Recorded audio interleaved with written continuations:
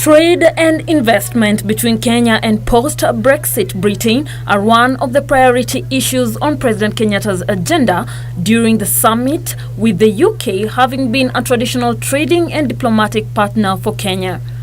220 UK companies worth £2.7 billion operate in Kenya and employ 250,000 Kenyans. Among the issues under discussion at the meeting includes talks on the promotion of inclusive and sustainable economic growth, supporting small and vulnerable states, and recognition of opportunities for economic development from the ocean. During the leaders' roundtable meetings, President Kenyatta spoke on issues that are a priority for Kenya, including promotion of inclusive growth and countering violent extremism and cybersecurity threats. During the proceedings of the Leaders Summit, President Kenyatta also presented Kenya's efforts in championing sustainable economic development of oceans and coasts. Kenya is one of the 20 states that are members of the Council of the International Maritime Organization, which also have special interests in maritime transport and navigation.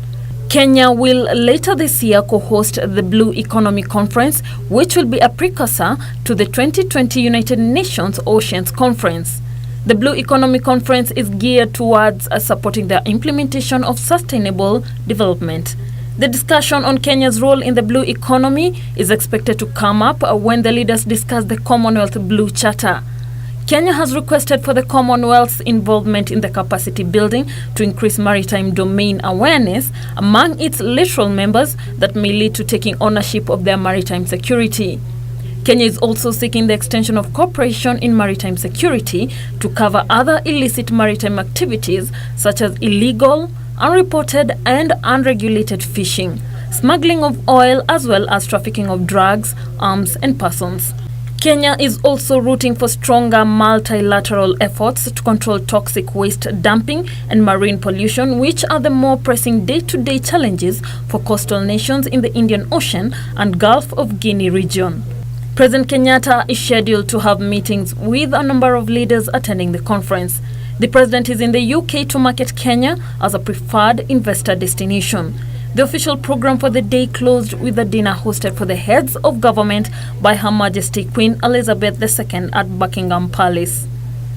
Meanwhile, Canadian Prime Minister Justin Trudeau has invited President Uhuru Kenyatta to the G7 summit in Quebec in June, which will focus on climate change, security issues and trade.